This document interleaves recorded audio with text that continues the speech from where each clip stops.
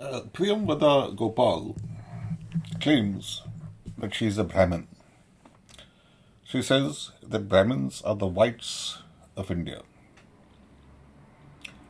She has attacked Preeti Patel, who is not a Brahmin.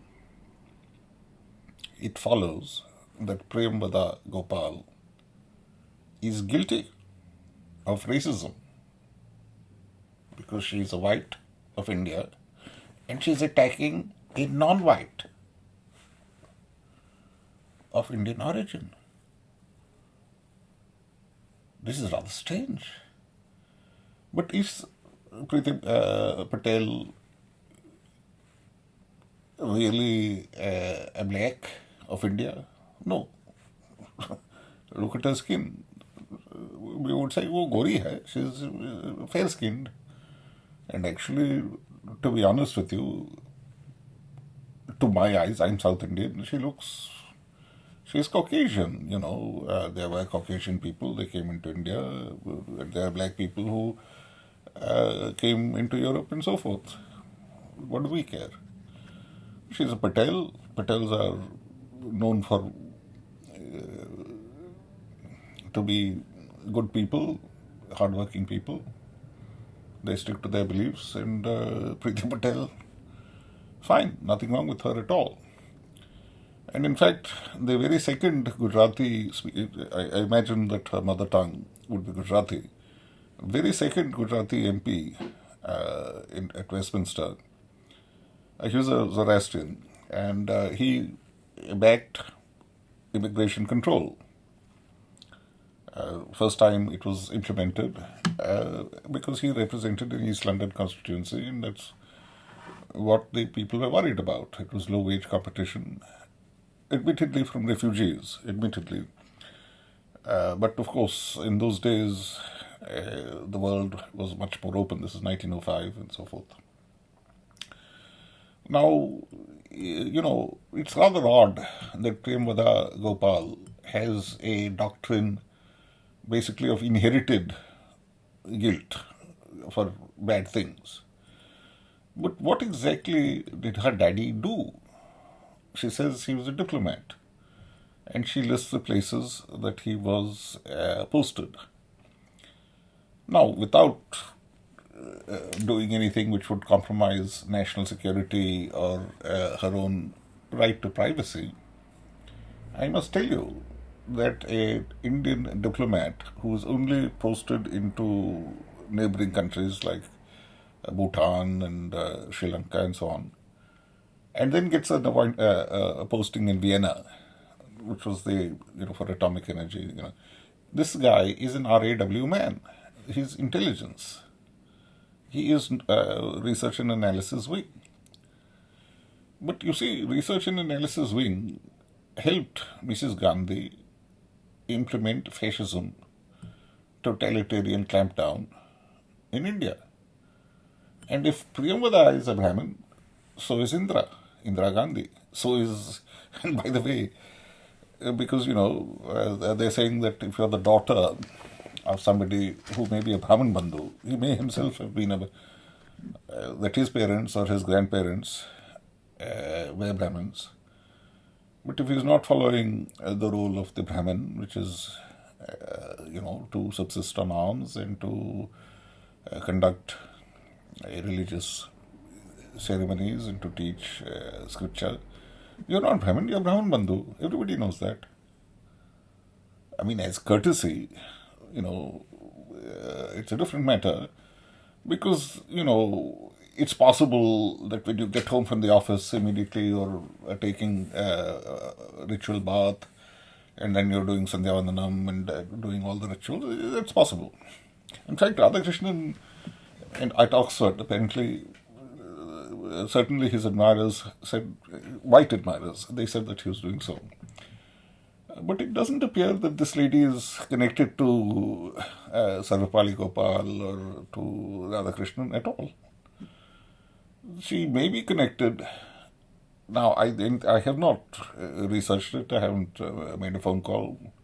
I'm not trying to out her on the basis of what her daddy did.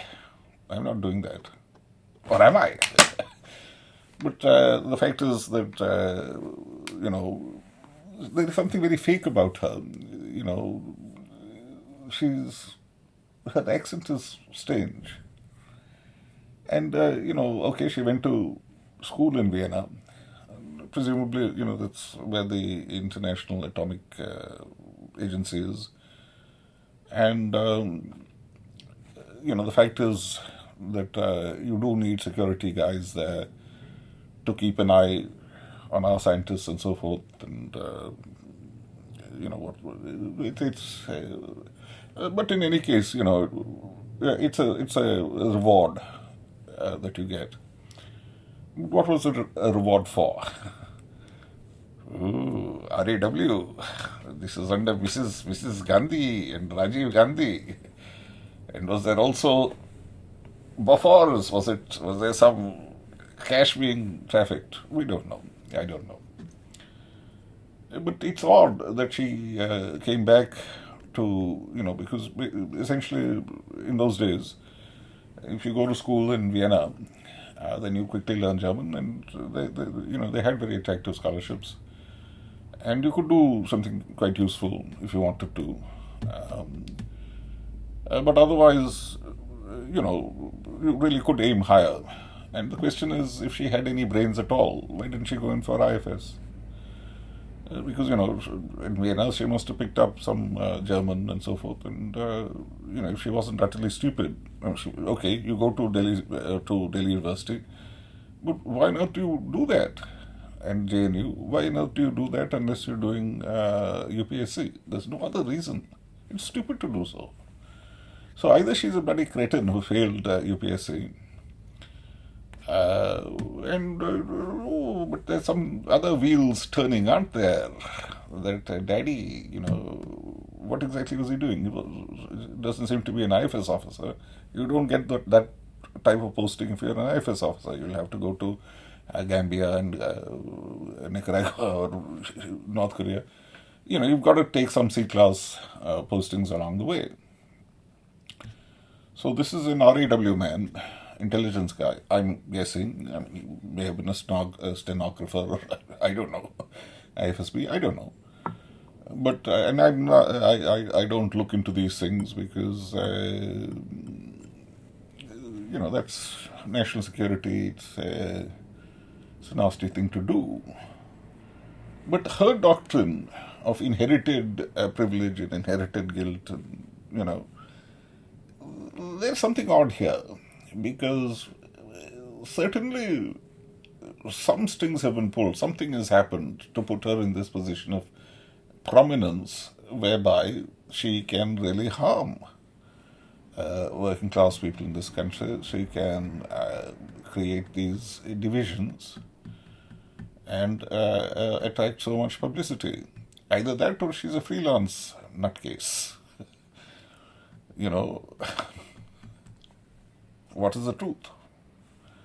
I don't know. But, when I listen to this lady, she doesn't sound British. She sounds odd. And she only came here after going to Cornell. If you've been to Cornell, you do your PhD at Cornell, why can't you just stay there? Why is she suddenly claiming to be British? She isn't.